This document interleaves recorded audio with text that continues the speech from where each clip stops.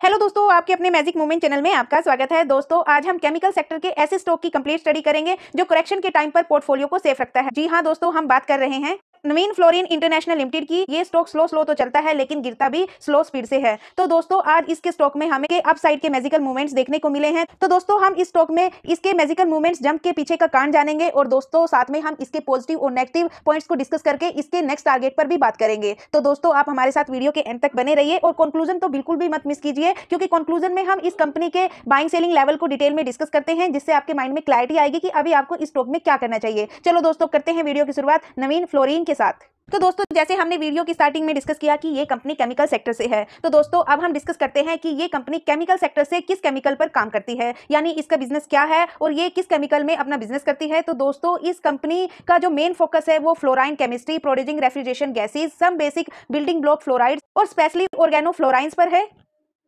और इसके केमिकल का यूज किन किन इंडस्ट्रीज में होता है वो भी डिस्कस कर लेते हैं। दोस्तों, इसके केमिकल का यूज एग्रोकेमिकल्स में, फार्मास्यूटिकल्स में, एल्युमिनियम मेल्टिंग में, रेफ्रिजरेशन में, मेटल प्रोसेसिंग में, ग्लास एंड सेरामिक्स में, इन सभी इंडस्ट्रीज में इसके केमिकल का यूज किया जाता है। और ये कंपनी डोमेस्टिक लेवल पर तो बिजनेस करती है, साथ में ये इंटरनेशनल लेवल पर भी करती है, यानी ये कंपनी एक्सपोर्ट भी करती है। ये company Europe, USA, south east Asia and middle eastern countries में एक्सपोर्ट करती है। तो ये तो था इसका बिजनेस कि कंपनी बिजनेस क्या करती है। अब हम इसके फंडामेंटल्स और टेक्निकल्स को डिस्कस करेंगे। और दोस्तों, अब हम इसके फंडामेंटल्स को डिस्कस करेंगे और फंडामेंटल्स में ही इसके स्टॉक में जो अपसाइड मैजिकल मूवमेंट्स आ रही है उनको भी डिस्कस करेंगे। तो दोस्तों, इसके फंडामेंटल्स की शुरुआत बेसिक टर्म्स से करते हैं। दोस्तों, ये कंपनी फिनस्टार की तरफ से 3 स्टार कंपनी है, क्योंकि दोस्तों इस कंपनी की ओनरशिप बिलो है, यानी इस कंपनी की ओनरशिप 50% से भी कम है और इस वैल्यूएशन एक्सपेंसिव है और इसकी जो इफिशिएंसी है वो भी ऑप्टिमल है और फाइनेंशियल भी इसके एवरेज है। तो दोस्तों, अगर बात करें इसके मार्केट कैप की, तो दोस्तों इस कंपनी का मार्केट 17,864 सीआर, इस कंपनी का स्टॉक भी 80.4। दोस्तों, जैसे कि हमने यहाँ पर बात की थी कि इसकी वैल्यूएशन एक्सपेंसिव है, तो दोस्तों इसका पी भी एक्सपेंसिव है, ओवर वैल्यूड है अपने सेक्टर के कंपैरिजन में, अपनी कंपटीटर कंपनीज के कंपैरिजन में। और दोस्तों, इस कंपनी का डिविडेंड यील्ड 0.42%। और दोस्तों, इस कंपनी के पास अभी 6.43 सीआर का कैश है और डेब्ट इस कंपनी के ऊपर 39.65 सीआर का है। तो दोस्तों, अगर इसके डेब्ट को इसके मार्केट कैप से कंपेयर करें तो दोस्तों इस कंपनी के ऊपर डेब्ट कुछ भी नहीं है, यानी कंपनी ऑलमोस्ट डेब्ट फ्री है। इस डेब्ट को कंपनी इंस्टेंट रिड्यूस करने का दम रखती है। और दोस्तों, बात करें इसकी सेलिंग ग्रोथ की, तो दोस्तों वो नेगेटिव में है 12.73% और प्रॉफिट ग्रोथ भी इसके अभी नेगेटिव में है। और आरओसी इसका 13.27% है, आरओई इसका 10.67% है। इस कंपनी के आरओसी और आरओई भी 20 से बिलो है। चलो दोस्तों, ये तो थी इसकी बेसिक टर्म्स। हम बात करते हैं अब मेन कंपनी की अर्निंग की। तो दोस्तों, हम इसकी अर्निंग वाइज ग्रोथ को चेक करेंगे। पहले हम इसके क्वार्टर ऑन क्वार्टर रिजल्ट्स को डिस्कस करेंगे और क्वार्टर ऑन क्वार्टर बेस पर इसकी अर्निंग को चेक करेंगे। तो दोस्तों, हम यहाँ पर लास्ट 5 क्वार्टर्स के रिजल्ट्स को डिस्कस करेंगे। इस कंपनी की सेल जून 2023 के क्वार्टर में, इस कंपनी की नेट सेल जून 2023 के क्वार्टर में 350 सीआर थी, जो अभी इंक्रीज होकर 376 हो चुकी है। लेकिन दोस्तों, जून 2024 के क्वार्टर में मार्च 2024 के क्वार्टर के कंपैरिजन में सेल इसकी स्लाइटली डिक्रीज हुई है, क्योंकि मार्च 2024 में 396 थी। वैसे अदरवाइज इसके क्यू ऑन क्यू बेसिस पर इस कंपनी की सेल कंटिन्यू इंक्रीज हो रही थी। और बात करें इसके नेट प्रॉफिट की, तो दोस्तों जून 2023 में इस कंपनी के नेट प्रॉफिट 63 सीआर के थे, जो अभी डिक्रीज होकर 50.02 सीआर के हो चुके हैं। लेकिन दोस्तों, मार्च क्वार्टर में इस कंपनी की सेल इंक्रीज हुई, लेकिन यहां पर इस कंपनी के जो नेट प्रॉफिट है वो जून क्वार्टर में इंक्रीज हुए लास्ट क्वार्टर के कंपैरिजन में। तो दोस्तों, ओवरऑल यहां पर company Q on Q basis पर कंपनी ग्रो कर रही है, लेकिन धीरे धीरे कर रही है। अब हम इस कंपनी की अर्निंग ग्रोथ को एनुअल बेसिस पर डिस्कस करेंगे। तो दोस्तों, हम यहां पर लास्ट 5 ईयर्स के रिजल्ट्स को डिस्कस करेंगे। इस कंपनी का रेवेन्यू 2020 में 1061 सीआर का था, जो अभी इंक्रीज होकर 2065 सीआर का हो चुका है। दोस्तों, वैसे यहां पर 2020 से लेकर 23 तक कंपनी का जो रेवेन्यू है कंटिन्यू इंक्रीज हो रहा था, लेकिन जैसे क्वार्टर ऑन क्वार्टर बेसिस में जून क्वार्टर में स्लाइटली डिक्रीज हुआ, तो दोस्तों यहां पर भी माइनर सा डिक्रीज हुआ। और बात करें इसके नेट प्रॉफिट, इस कंपनी के नेट प्रॉफिट वोलेटाइल्स है, कभी अप तो कभी डाउन। 2020 में इसकी सेल डाउन थी, लेकिन यहां पर नेट प्रॉफिट 401 सीआर के थे, जो अभी डिक्रीज होकर 270 सीआर के हो चुके हैं। और दोस्तों, इस बीच भी लास्ट 4 ईयर्स में इस कंपनी के नेट प्रॉफिट अप्स और डाउन्स काफी हुए हैं, लेकिन इस बीच 2021 से लेकर 2020 तक इस कंपनी के नेट प्रॉफिट कंटिन्यू इंक्रीज हुए इसके रेवेन्यू की तरह। लेकिन ईयर बेसिस में इसके रेवेन्यू तो कंटिन्यू ग्रो कर रहे हैं, लेकिन जो प्रॉफिट है वो वोलेटाइल है। तो दोस्तों, हम अब डिस्कस करेंगे कि इस कंपनी की sale Y on Y basis पर कंटिन्यू इंक्रीज हो रही है, लेकिन इसके नेट प्रॉफिट डाउन क्यों गए। तो दोस्तों, उसके लिए हम डिस्कस करेंगे इसके ओपीएम परसेंटेज को। तो दोस्तों, यहां पर मार्च 2021 में इसके ओपीएम परसेंटेज 26% थे, मार्च 2022 में 24% थे, जो अभी घटकर 18% हो चुके हैं। इसलिए दोस्तों, इस कंपनी के नेट प्रॉफिट भी डाउन गए, क्योंकि कंपनी ने अपनी सेल तो जरूर इंक्रीज की, लेकिन जो अपना प्रॉफिट मार्जिन था उसको डाउन किया। लेकिन अपने प्रॉफिट मार्जिन को डाउन किया, तो उसके कारण इसके नेट प्रॉफिट पर इसका इफेक्ट आया और इसके नेट प्रॉफिट डाउन गए। तो दोस्तों company overall Y on Y basis पर भी ग्रो कर रही है, लेकिन स्लोली स्लोली। और दोस्तों हमने जैसे वीडियो के स्टार्टिंग में डिस्कस किया था, इस कंपनी की sales growth last year negative में है और प्रॉफिट ग्रोथ भी इसके नेगेटिव में है, बल्कि प्रॉफिट ग्रोथ इस कंपनी के लास्ट 3 ईयर से नेगेटिव में है। और दोस्तों अगर बात करें इसके डिविडेंड पे आउट परसेंटेज की, तो दोस्तों ये कंपनी मार्च 2013 में अच्छा खासा डिविडेंड देती थी 34% का, लेकिन अब इसने अपने डिविडेंड परसेंटेज को भी डाउन किया, लेकिन लास्ट ईयर इसने अपने डिविडेंड परसेंटेज को इंक्रीज किया। लास्ट ईयर इसने 27% का डिविडेंड दिया।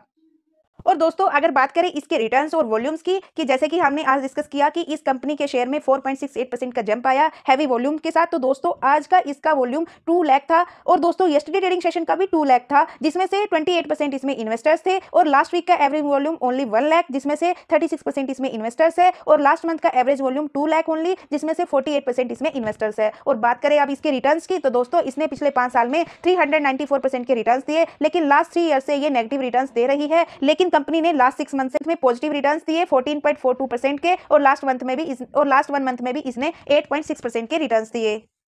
और बात करें इस कंपनी के ओवरऑल रिटर्न्स की, तो दोस्तों इस कंपनी ने 2007 से लेकर अब तक 5179% के रिटर्न्स दिए। और इस कंपनी के शेयर का लो प्राइस 14 रुपीज 76 पैसे, ऑल टाइम हाई इसका 4950 रुपीज। और आज इस कंपनी के स्टॉक में 4.68% का जंप आया, 3602 रुपीज पर इसका स्टॉक ट्रेड कर रहा है। और दोस्तों ये कंपनी एक स्मॉल कैप कंपनी है जिसमें रिस्क मॉडरेट है। जी हाँ दोस्तों, ये स्मॉल कैप कंपनी होकर भी इसमें रिस्क मॉडरेट है, क्योंकि दोस्तों वो हमने वीडियो की स्टार्टिंग में भी डिस्कस किया था कि जब करेक्शन आता है तो दोस्तों ये कंपनी पोर्टफोलियो को सेफ रखती है।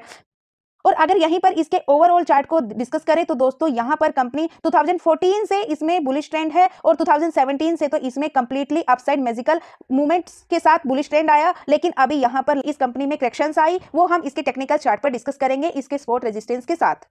और दोस्तों अब एक्सपर्ट्स की रेटिंग को डिस्कस कर लेते हैं। यहाँ पर 23 एनालिस्ट की रेटिंग है, जिसमें से 17% ने इसमें बाइंग की रेटिंग दी, 30% ने इसमें आउट परफॉर्म करने की रेटिंग दी, 30% ने इसको होल्ड करने की रेटिंग दी और 13% ने इसमें अंडर परफॉर्म करने की रेटिंग दी, 9% ने इसमें सेल करने की रेटिंग दी।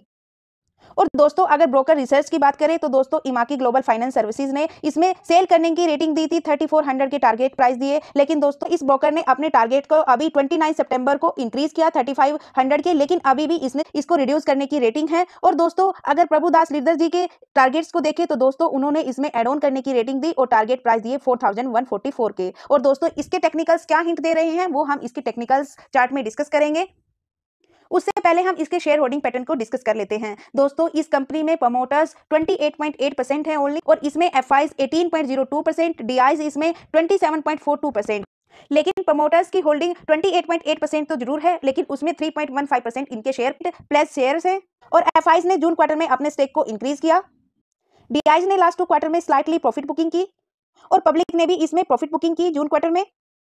तो दोस्तों अब तक हमने इसके फंडामेंटल्स को डिस्कस किया। दोस्तों इस कंपनी के फंडामेंटल्स एवरेज हैं, लेकिन दोस्तों लास्ट 2 ईयर से केमिकल सेक्टर वीक था और इसके सभी शेयर डाउन आ रहे थे, लेकिन इस कंपनी का शेयर फिर भी अपने ऑल टाइम हाई पर ट्रेड कर रहा था, अपने रेजिस्टेंस पर ही कंसोलिडेट कर रहा था। बल्कि 2024 में जैसे ही केमिकल सेक्टर ने अपसाइड मूव लिया, लेकिन इसने अपनी अर्निंग्स के कारण यहाँ पर थोड़ा सा डाउन आया, लेकिन अब इसके स्पॉट भी अपसाइड मूव हो चुके हैं, वो हम इसके टेक्निकल्स में डिस्कस करते हैं। दोस्तों यहाँ पर हम 2020 से लेकर अब तक के चार्ट को डिस्कस करेंगे।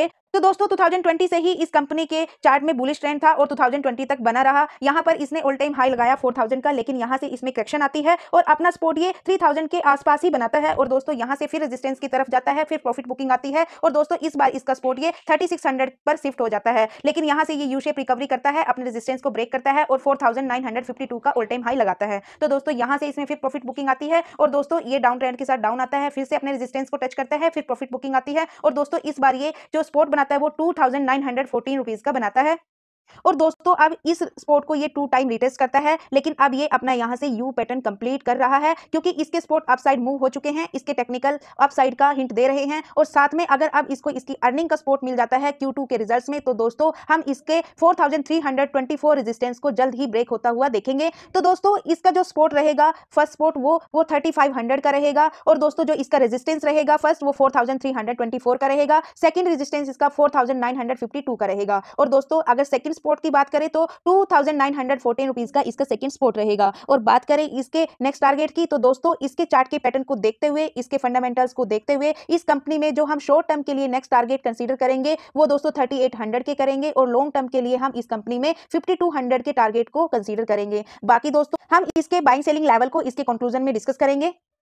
दोस्तों हमने इसके बिजनेस को डिस्कस किया, इसके बेसिक फंडामेंटल्स को डिस्कस किया, इसके टेक्निकल चार्ट को स्टडी किया, शेयर होल्डिंग पैटर्न चेक किया। कंक्लूजन दोस्तों अगर कोई इस कंपनी में इंटरेस्टेड है, फ्रेश बाइंग करना चाहता है या फिर एड ऑन करना चाहता है या फिर प्रॉफिट बुकिंग करना चाहता है तो दोस्तों मेरे ओपिनियन से आप इस कंपनी में 3500 से लेकर 3600 के बीच में कहीं भी बाइंग कर सकते हो। एड ऑन करना चाहते हो तो दोस्तों वो भी कर सकते हो।